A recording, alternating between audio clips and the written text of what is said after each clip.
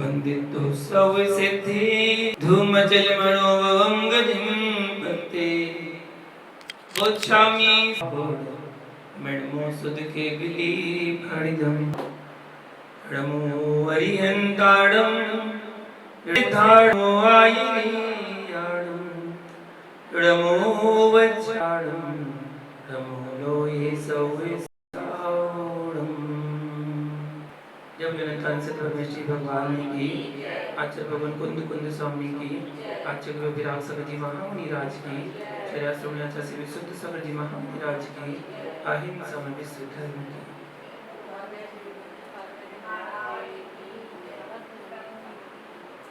महान भाव गाथा नंबर 228 चल रही है और इसी के साथ 156 नंबर कलश की व्याख्या भी है। आचार्य भगवान कुंद कुंद स्वामी ग्रंथराज समय सार जी में ध्रुव भगवान आत्मा का सहज स्वरूप की व्याख्या कर रहे हैं। यह चिद्रूप टंकूत कीर्ण गायक स्वामी भगवान आत्मा जगत के संपूर्ण भयों से मुक्त है। जहां इस लोक परलोक का भय है, मेरा कुछ बिगाड़ ना हो जाए, मेरा नाश ना हो जाए, मेरी संपत्ति का नाश ना हो जाए, मेरे इष्टजन का नाश ना हो जाए, यह अज्ञानी की धारा है। परलोक में भविष्य में मेरा क्या होगा, आगामी मेरा क्या होगा, जिसकी वर्तमान की परिणति जैसी होगी भविष्य की गति उसकी वैसी होगी। भविष्य की गति के बारे में सोच करके वर्तमान की सुचिता का नाश करना अज्ञता ही है, विज्ञता नहीं है।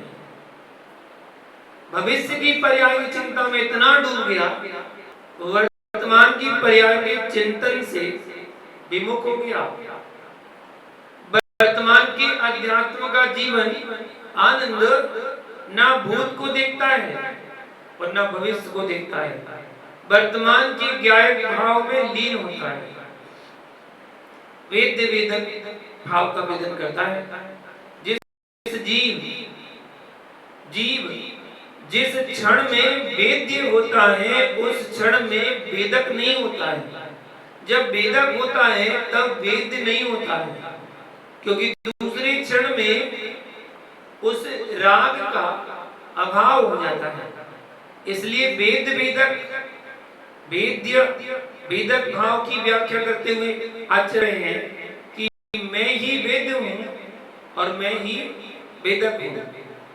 आत्मा वेदक है, ज्ञान निज वेद्य का निज वेदक वेदन कर रहा है। यह परम अद्वैत धारा है।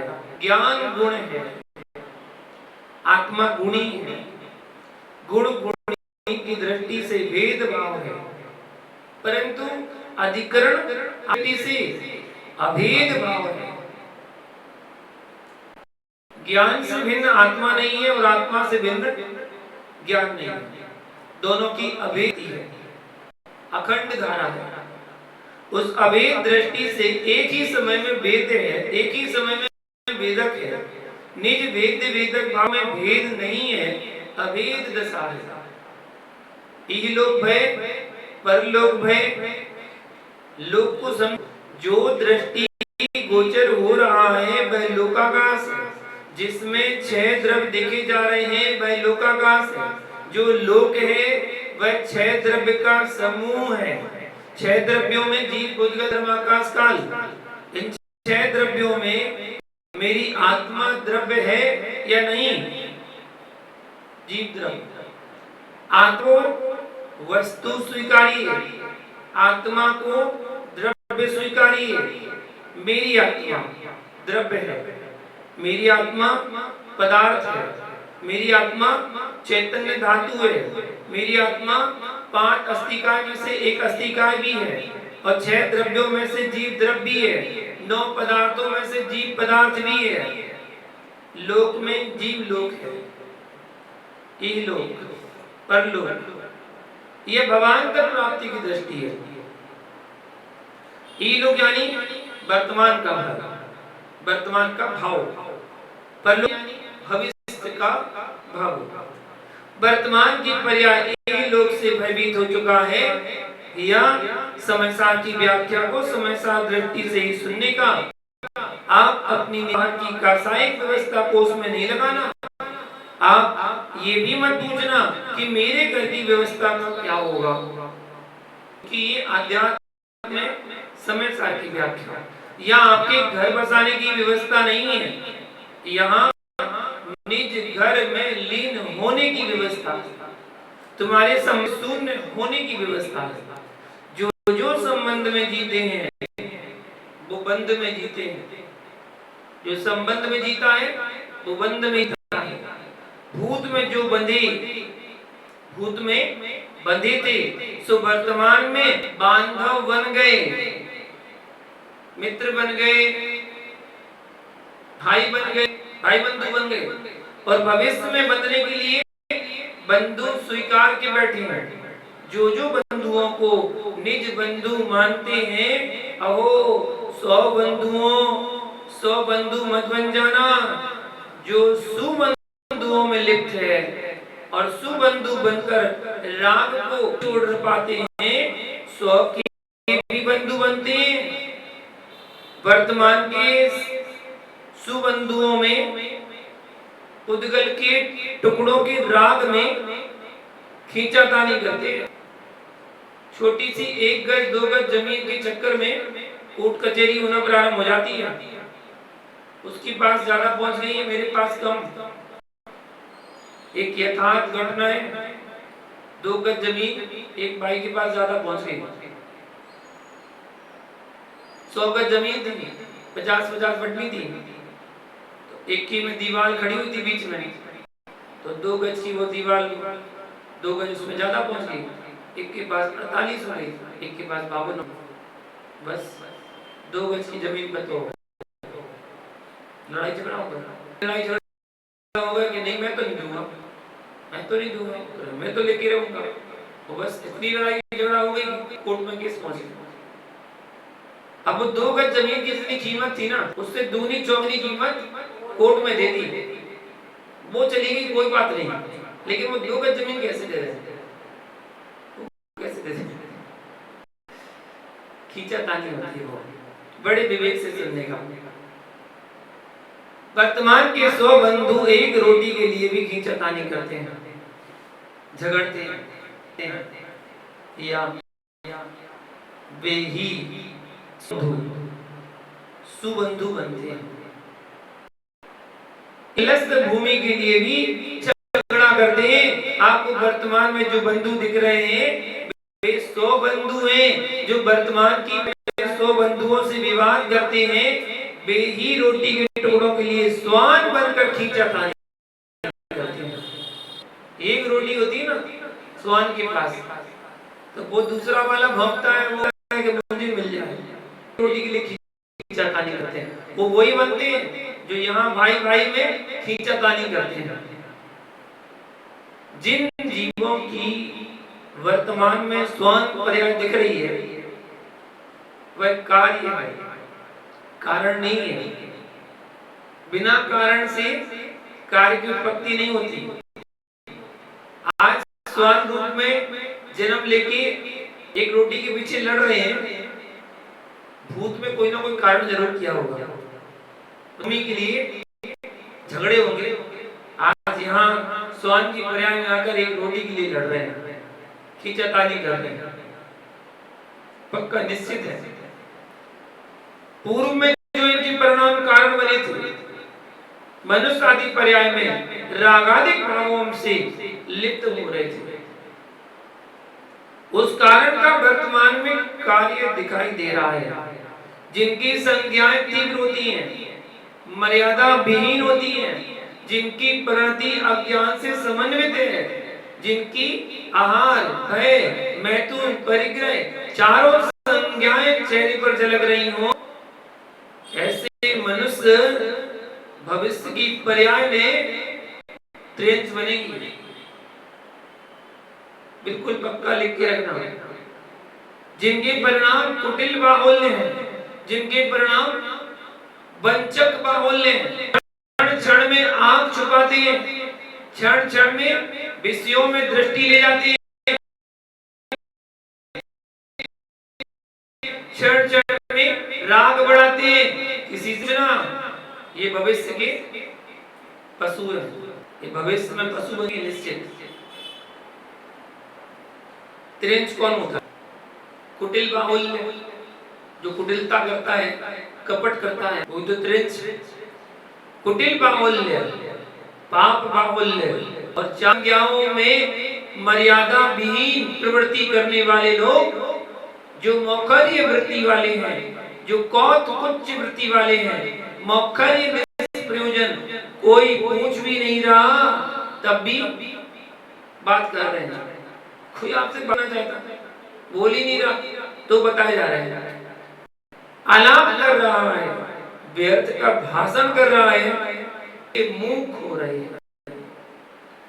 कोई पूछे ये मूर्ख क्यों है? जानवर बोलता तो नहीं है, तो कोई पूछे कि ये मूर्ख क्यों है? मौखरी करने वाले फल भोग रहे हैं, पहले मौखरी रहे, मौन नहीं रह पाए थे, सो आज उनको पर्याय की पराधीनता में मूक रहना, पर्याय की प्रत्याशक्ति में मूक रहना पड़ रहा है। उन स्थानों पर भी मौन नहीं रह सका जिन स्थानों में बिल्कुल भी नहीं बोलना चाहा।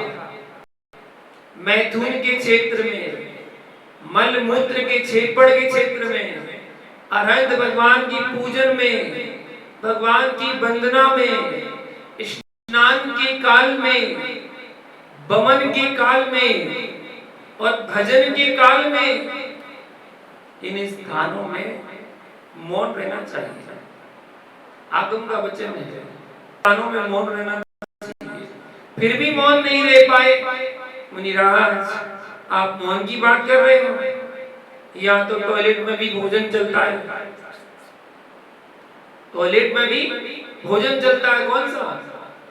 गुटखा, गुटखा खा रहा है, बीड़ी सिगरेट पी रहा है, में भी गुटखा मुंह में दबा कर जा रहा है। बोले क्या करें, वो पेट साफ ही नहीं होता, उसके बिना पेट साफ नहीं होता, वो खाना जरूरी होता है। इनकी कौन सी दुर्गति होगी? मित्रों, दिया यदि आपको गाली देने कभी भाव आए तो 64 वर्णों में विश्व में ऐसा कौन सा शब्द है जो उन वर्णों से रहित है? लिपि में भेद है, उच्चारण में भेद है, परंतु वर्णमाला यही चलती है। वर्णमाला तो वही है, सिद्धो वर्ण समाम्नाय, वर्णों की आमनाएं अनादि से सिद्ध है। ये अक्षर शाश्वत है, किसी ने बनाए नहीं है, ये अक्षर शाश्वत है, त्रैकालिक है, इनका नहीं होता, इसलिए तो इसका नाम अक्षर है। जिनका कभी क्षय ना हो वही अक्षर कहलाते हैं। इन शाश्वत वर्णों को छोड़ करके तुम्हारे पास जो कुछ हो उनसे गाली दे देना।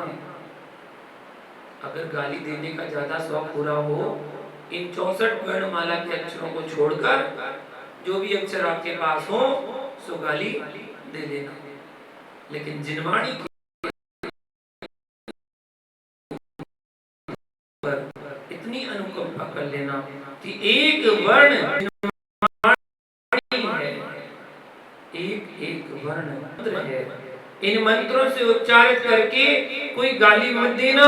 इतना नियम लेकर इन वर्णों का दुरुपयोग मत करना। जो मल छेपड़ के मल छेपड़ की क्रिया में तुम्हारे दांत बंद होना चाहिए। जो जीव इस मर्यादा का पालन कर पाते उनको मूक बनना पड़ता है, त्रेंच बनेंगे पक्का।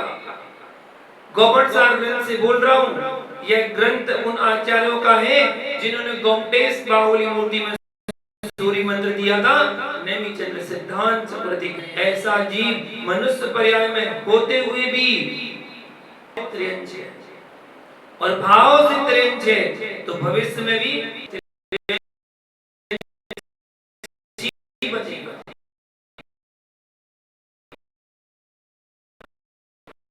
इसलिए पंचक भावों पर दृष्टिपात करो। महाव्रतों का पालन द्रव्य से कठिन है तो उससे महान कठिन मार्दव का व्रत पाना है। क्षण क्षण में दृष्टि बदलती है।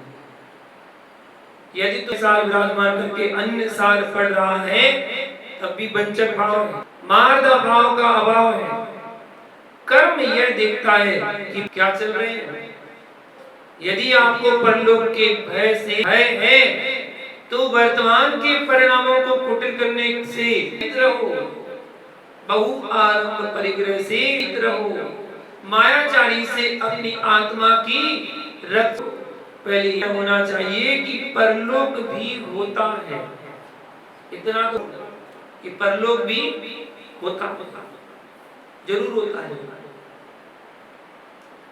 जिसको परलोक होता है इस पर विश्वास है उसको सभी बात पर विश्वास संभव है। जिसको परलोक नहीं है उसे जगत में कोई विश्वास नहीं है। वर्तमान में संभल कर रहो। अपना भविष्य पूछने के लिए किसी भी परमात्मा के द्वारे पर मत जाओ। मैं ही बता देता हूँ कि तुम्हारा अगला भाव क्या होगा। जैसे तेरे वर्तमान के भाव होंगे वैसा ही तेरा भविष्य का भाव होगा। अब किसी से मत पूछने जाओ। इसलिए धर्म काल में भी कुटिल प्रवृत्ति मत करो। पुण्य करने के लिए भी माया मत करो, मायाचारी मत करो। माँ तू आहार देने जा रही थी और रास्ते में छू गई तो यह मत सोचो चलता है। क्या कहते हैं? चलता है, इतना तो चलता है। वस्त्र चेंज करिए, बदल लिए और निकलते समय कोई पर्दा टंगा हुआ था और पर्दे में आपका पल्लू स्पर्श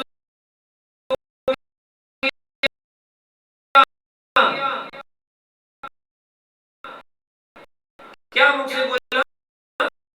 इतना तो चलता है। नहीं, दान में पैर रख दिया, बोले चलता है।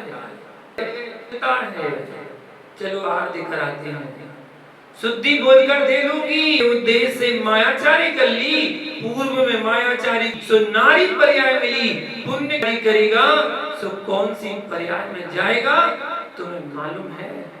चल चुका हूँ तब भी तुम आहार दे रहे हो।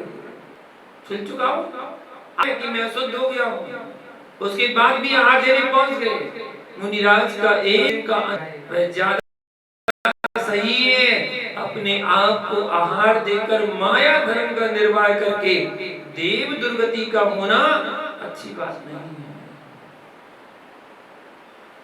जो जीव कुल से, वंश से, वस्त्रों से, वस्तु से अशुद्ध है, ऐसे जीव ने पुण्य लिया दुर्गति होगी।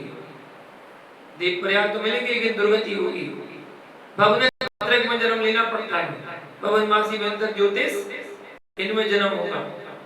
ये लोग परलोक बचा, पहले व्यवहार से समझ लो। ना ये लोग से डरो और ना ही परलोक से डरो।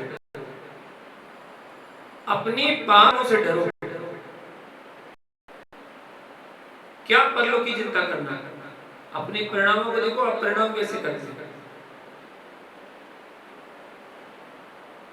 अपने पाप से डरो और पाप परिणति से डरो, पाप चर्चा से डरो, पाप चर्या से डरो और पाप चिंतन से डरो। भगवान के पास चला गया, हे भगवान मेरे पापों का क्षय हो जाए, तस्मैच्छामि दुक्कडम्। यह तो 24 घंटे में एक बार बोलकर आ भी गया, लेकिन कर वही रहा है जो रोज करता था।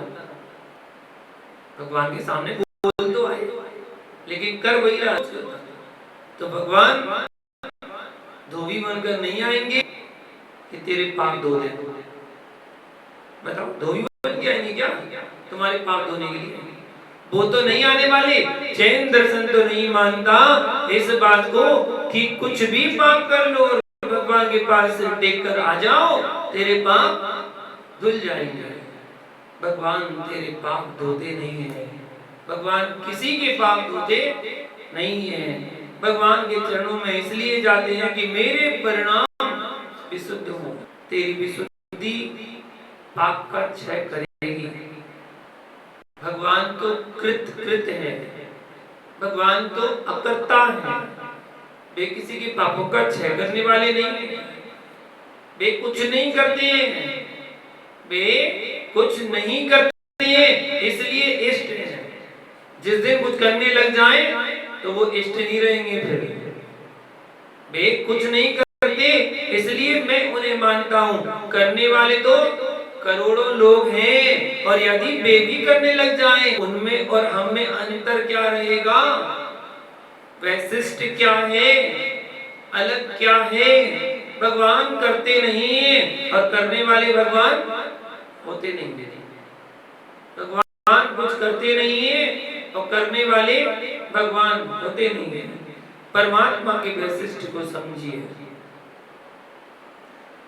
करने वाली आत्मा पर आत्मा में लिप्त होगा तो परमात्मा नहीं बन सकेगा। इसलिए भैया इस विषय को आज के लिए नहीं समझना है, इस विषय को उस दिन के लिए समझना है जिस दिन देह से देही निकल रहा हो। हे परमात्मा, अभी तक तो मैंने आनंद का जीवन जिया है, ब्राह्मण क्षत्रिय वैश्य जैन आदि उच्च कल में रहा हूँ। अब मृत्यु के बाद अब मैं कहाँ जाऊंगा? अरे अज्ञानी, तू टेंशन क्यों ले रहा है? यह तनाव क्या है? ये लोग भय, परलोक भय, तनाव किस बात का है? ये लोग भय, ये लोग भय लोग उन्हें ही ये जिनके भीतर कमजोरी होती है। क्या मालूम मैं पास होऊंगा कि फेल हो जाऊंगा? साल भर से मेहनत कर रहा हूँ, एग्जाम देने जाना है, क्या बता जाऊंगा या फेल हो जाऊंगा? मेरी तो धड़कन बढ़ रही है, धड़कन कभी नहीं बढ़ेगी, क्योंकि मुझे विश्वास कि मैंने पूरा सही जिया है। उन्हें परलोक का भय लगे जिन्होंने छुप छुप के पाप किए, उन्हें परलोक का भय होना चाहिए जिन्हें छुप छुप के पाप किए हैं। मेरा कैसा आयु बंद हुआ होगा, यह डर उन्हीं को लगता है। विश्वास रखो, गुनहगार भवन में भी शांति नहीं रहती। अच्छे महल में भी रहेगा ना, तब भी उसे शांति नहीं रहती। अपराधी को वज्र किले में भी सुरक्षित कर दो, तब भी अंदर से वो उसे डर लगता है कहीं मैं पकड़ा ना जाऊं। और अपराधी को पुलिस चौकी में, थाने में या जेल में अगर डाल दिया जाए तो उसमें भी उसको डर नहीं लगता, क्योंकि उसे पता है कि मैं गलत नहीं हूं। जब गलत नहीं है तो डर किस बात का? यह सत्य है। दुनिया में डर नाम की कोई वस्तु नहीं है। डर नाम की कोई वस्तु है ही नहीं। तेरे भीतर कोई दोष हो गया है तो तुझे कमरे में भी डर लगेगा। अगर तुझसे दोष हुआ है तो कमरे में भी डर लगेगा। जिससे कोई गलती नहीं हुई उसे कमरे में क्या, चौराहे में भी कोई डर नहीं लगेगा। चिंता है, निज निर्दोषता में शंका है तो भय है। धन्य हो सती सीता, धन्य हो सती सीता के लिए जिसको अग्निकुंड में भी डर ना लगा हो। धन्य हो द्रौपदी के लिए दुशासन के चीर में भी डर ना लगा हो। डर उन्हें जिनके सिर खुले होते हैं, जिनके सिर बंद हैं, उनको कोई डर नहीं लगता। इन व्यापारी वर्ग से पूछो, सिर भरने आ जाए तो डर किसे लगेगा?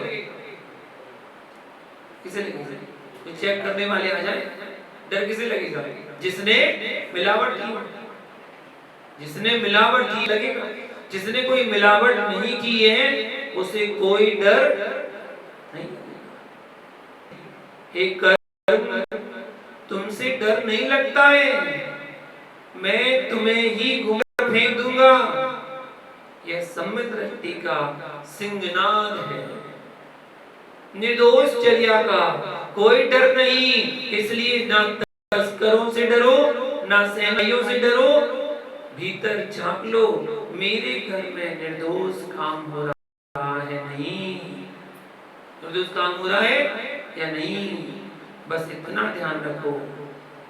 मेरे घर में, मेरे भीतर सारा काम निर्दोष चल रहा है। ये देखो, ईमानदारी से समय पर सामायिक होती है, समय पर प्रतिक्रमण होता है, समय पर स्वाध्याय होता है, समय पर ध्यान अध्ययन चल रहा है, किसी प्रकार के कुटिल परिणाम नहीं चल रहे हैं, फिर पर लोग से डरने की क्या आवश्यकता है? या तत्व ज्ञानी जीव का भी विकल्प नहीं करता। छूटने का विकल्प वह करे जो बंधा हो। मैं तो त्रैकालिक ध्रुव चिद्रूप द्रव्यार्थिक दृष्टि से व्यक्त ही अव्यक्त नहीं हूं। आप कहेंगे पूर्व में तो अव्यक्त कहा था, अव्यक्त कहा था, वह शब्द की दृष्टि से अव्यक्त है और न्यायों में दिखाई नहीं देता, इसलिए अव्यक्त है। परंतु निज स्वभाव में त्रैकालिक व्यक्त है। पानी शैवाल से आच्छादित है, इसलिए अव्यक्त है, व्यक्त भी है। अव्यक्त है, व्यक्त भी है। यह परम शुद्ध निश्चय नए से व्याख्या चल रही है। आप यहाँ और न वहां भटक मत जाना। शैवाल तभी है जब पानी है, बिना पानी के शैवाल कोई नहीं सकता। कैसे? शैवाल पानी नहीं है, शैवाल पानी नहीं है, शैवाल शैवाल है और पानी पानी है। पानी पर आच्छादित है, फिर भी पानी का घात नहीं कर पाएगी, पानी का घात नहीं कर पाएगी। कर्म कर्म है और आत्मा में आवृत है, फिर भी आत्मा आत्मा है और कर्म कर्म ही। कर्म आत्मा को ढक तो पाएंगे परंतु नशा नहीं पाएंगे। जैसे सरोवर में नीर स्वच्छ है, निज में त्रैकालिक व्यक्त है, ऐसे ही मेरी आत्मा त्रैकालिक कर्मातीत है, असमान जाति पर्याय से शून्य व्यक्त है। मेरा ज्ञान अव्यक्त ही है, मेरा ज्ञायक अव्यक्त ही है, मेरा प्रमाता अव्यक्त है, मेरा प्रमेय अव्यक्त है, मेरी प्रमिति भी है। परभाव से अव्यक्त, परभाव से अव्यक्त है, निज भाव से व्यक्त ही है। राग दृष्टि से देखेगा तो अव्यक्त है और निज स्वभाव दृष्टि से देखेगा तो व्यक्त है।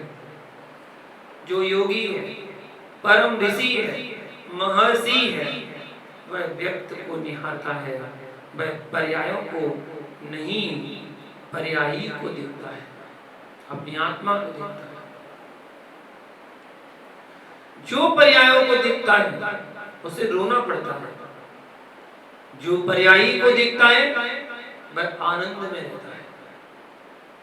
आपकी मानसा में कहा है, घटमौली सुवर्णार्थी नासोत्पादिते स्वयं शोक प्रमोद माध्यस्थम जनो याति सहेतुकम।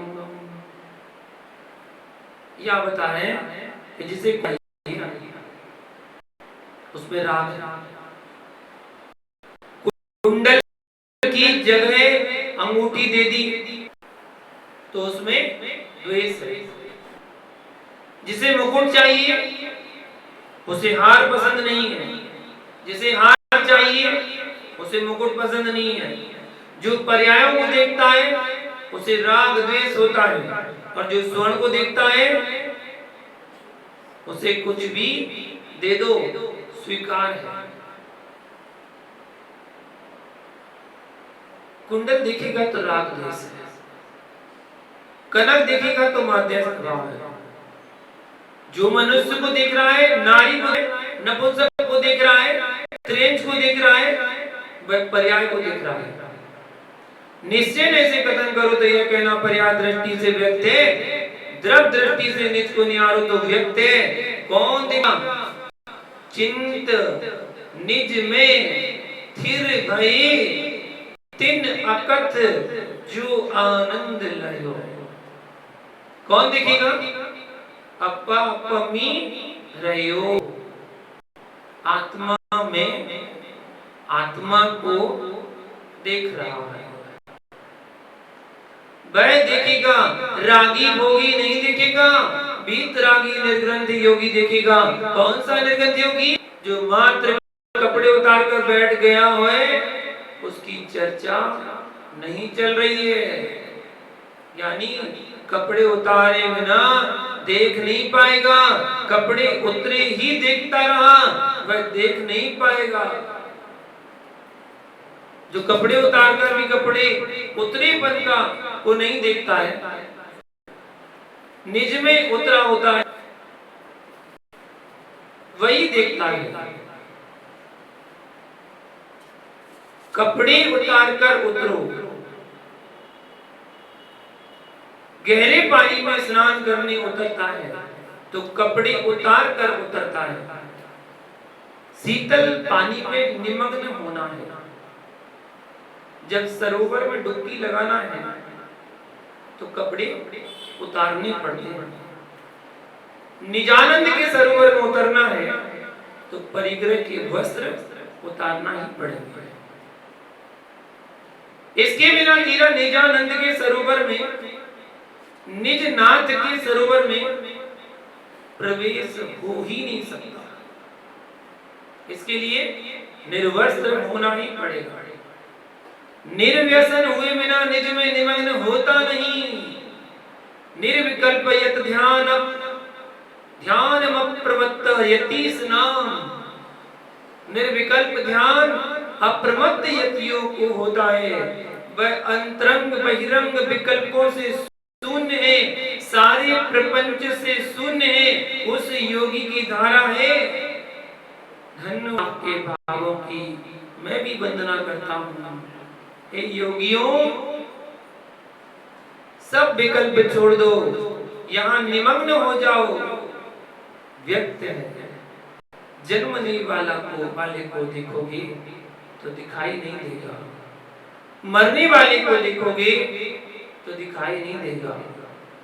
तो किसे देखो? अजन्मने को देखो, अजन्मे को देखो, अनुत्पन्न को देखिए। समय सार जी में अमरचंद स्वामी को भाषा देखिए। और पुण्य की भेंट उत्पन्न लोगों को मिलती है, अनुत्पन्न को ना पाप की भेंट ना पुण्य की भेंट है। वे तो सहज स्वरूप में है। उत्पन्नों में कितना चल रहा है।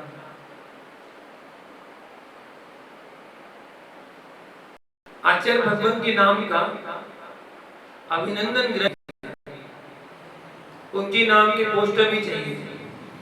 आचार्य भगवान के नाम का भवन भी चाहिए।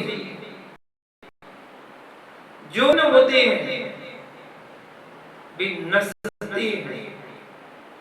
योगीश्वरों, हे तपोधनों, देखो बड़े बड़े भवन जो गगन को चुंबन करने थे, अग्नि तल में सो गए। बड़े बड़े राजाओं के जो महल थे वो खंडर बन गए। यदि तुम बनवा कर जाओगे औरंगजेब भी हो जाएगा। इसलिए इन विकल्पों में मत जाओ कि कोई शाश्वत भी बचेगा। अशाश्वतों के राग में भगवान आत्मा को क्यों धोखा देते हो? इस परम सत्ता का बोध होना चाहिए।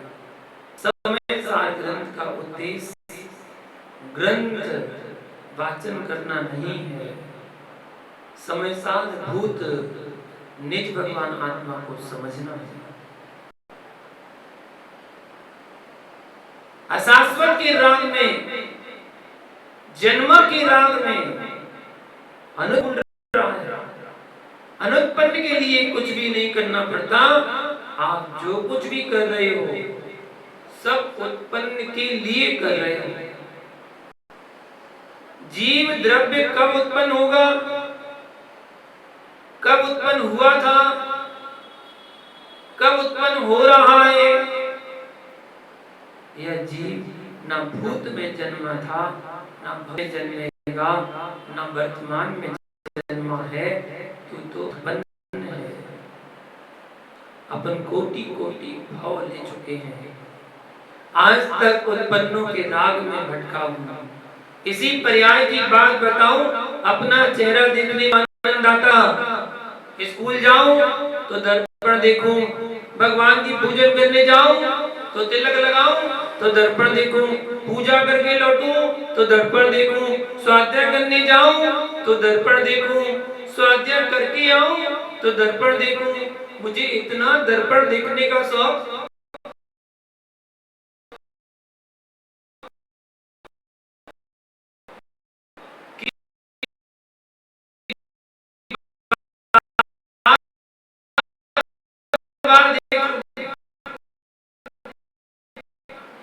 अपनी आंखें अपने चेहरे का भोग कर रहा है।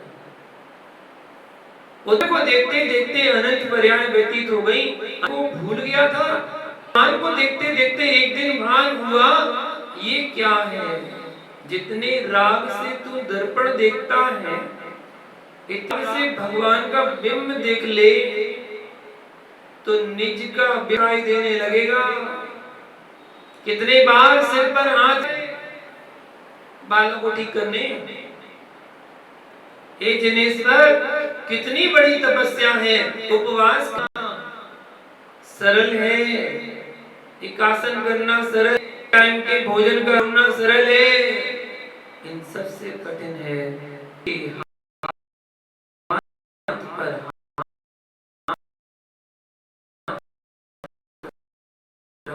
कर बैठ।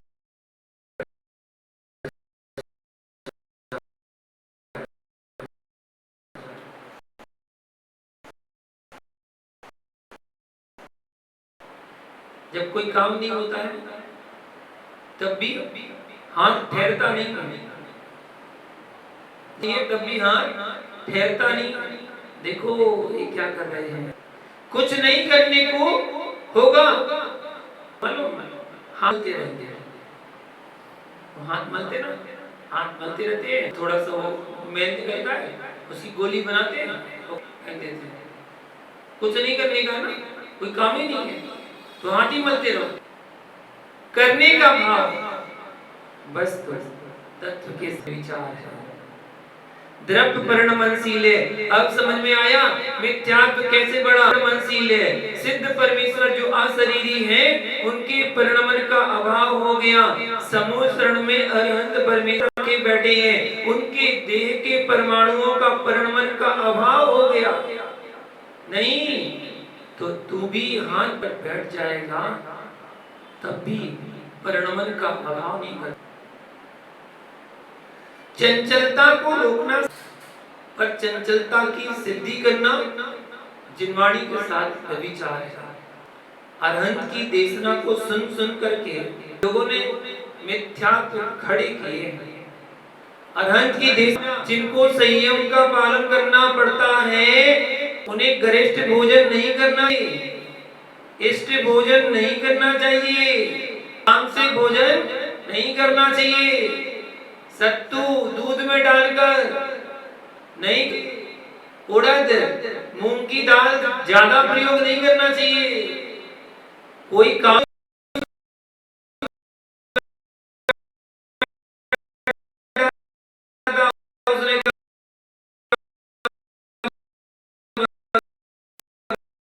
की वाणी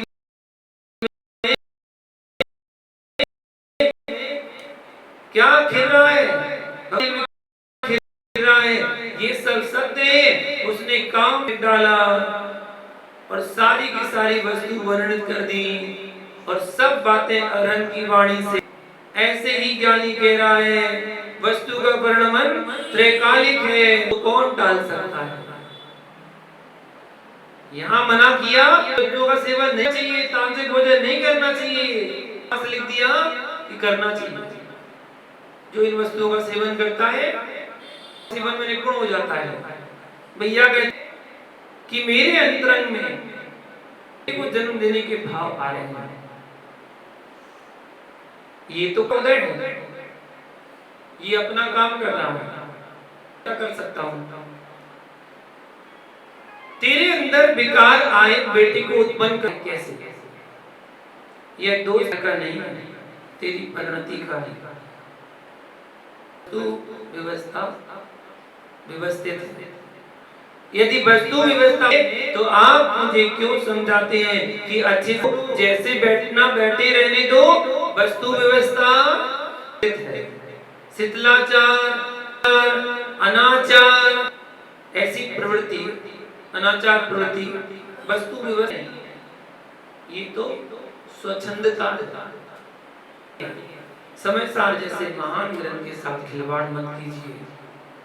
विषय कसाय में लिप्त होकर के पर्यावरण उद्गल की परिणति उद्गल में कह करके अपनी आंचना मत करना।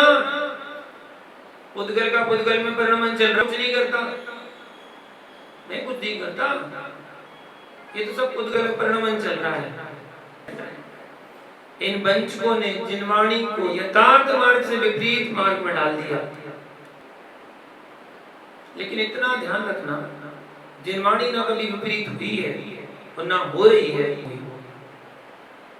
जब अपनी वंचना कर पाएगा। ज्ञानी ने घोड़ा देखा और हाथी कह रहा था, घोड़े को देखा और हाथी कह रहा था, और उन्होंने बहुत बड़ा ग्रुप भी तैयार कर लिया। अच्छा प्रभावशाली जीव था, उसने नाम बदलवा दिया, घोड़े को हाथी कहलवा दिया। क्या है ये? हाथी है। किसको बोल रहा है? घोड़े। सारे के सारे हाथी ही कहने लगे, तो क्या घोड़े का चतुष्टय हाथी रूप हो गया? घोड़ा तो घोड़ा रहेगा और हाथी तो हाथी रहेगा।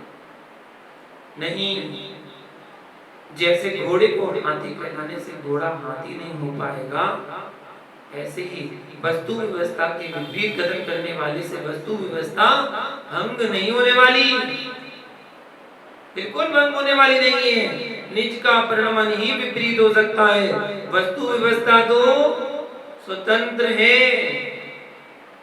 विपर्यास नहीं होता है, कि सम्यक्त का ही घात होता है। यह भी विचार में रखना, नहीं तो सम्यक्त व जिनवाणी के राग में धर्म का भी कोई राग होना चाहिए जितना संभव है। धर्म के अधर्म में प्रवेश मत कर जाना। उसका तात्पर्य यह है कि एक ने घोड़े को हाथी कह दिया और इनके साथ हजारों लोग घोड़े को हाथी कह चुके हैं। दूसरा कोई ज्ञानी कहे, अब क्या होगा? अब क्या होगा? अब तो घोड़ा हाथी हो गया। अब तू इस टेंशन में बैठ करके अपने परिणामों को कलुषित मत कर। घोड़ा घोड़ा ही है और हाथी हाथी ही है। उसकी बुद्धि ठीक होगी, तुम्हारी जी की पर्याय से भटकता भटकता सिंह की पर्याय में ठीक हो ही जाएगा। तू भी ठीक हो जाएगा, जो कह रहा है वह भी ठीक हो रहा हो जाएगा, क्योंकि स्वतंत्रता करता पर दृष्टि डालना, इहलोक परलोक के भय से निज आत्मा की रक्षा करना बहुत धैर्य की आवश्यकता है।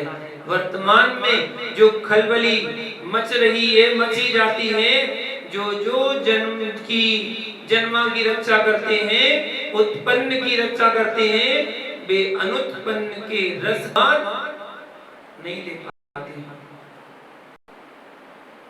आचार्य भगवान कह रहे हैं, सिद्ध परमेश्वर की आत्मा भी तेरा स्वलोक नहीं है, सिद्ध परमेष्टि की आत्मा भी तेरा स्वलोक नहीं है, चार उपाध्याय साधु परमेष्टि की आत्मा भी तेरा स्वलोक नहीं है। इस दृष्टि से तो वे सब परलोक हैं। निश्चय दृष्टि से परगत तत्व व्यवहार से परमेष्टि पूजे, इसलिए आप उन्हें आराध्य आराधक भाव से देखो। परमार्थ दृष्टि तेरे स्वलोक नहीं है, मेरा चतुष्टय भिन्न है। परमेष्टि का चतुष्टय भिन्न है। प्रत्येक परमेष्टि स्वतंत्र है और अनंत अनंत हो गए, अनंत साधु हो गए। वे सारे के सारे जीव अपने चतुष्टय में स्वतंत्र हैं, हो गए हैं। पर्याय में कथन दृष्टि है। जब सामान्य व्याख्या करेंगे तो जो साधु थे वे आत्मा अभी भी है। जो उपाध्याय संगत थी वह आत्मा भी त्रैकालिक है। जो अरहंत संज्ञा को प्राप्त है वह आत्मा भी त्रैकालिक है। सामान्य संज्ञा को प्राप्त हो रही है वह भी त्रैकालिक है, क्योंकि अस्तित्व गुण का नाश विनाश होता नहीं है। अस्तित्व गुण है तो वो हमेशा शाश्वत रहने वाला है। इसलिए अपने परिणामों को हर पल हर क्षण संभाल के रखो। भूत की चिंता मत करो, भविष्य की फिक्र मत करो, भूत का जिक्र मत करो, भविष्य की फिक्र मत करो। वर्तमान में जियो और वर्तमान का आनंद लो। यही हमारा जनागम का सार में सिखाता है। जय गुरु पातशाह।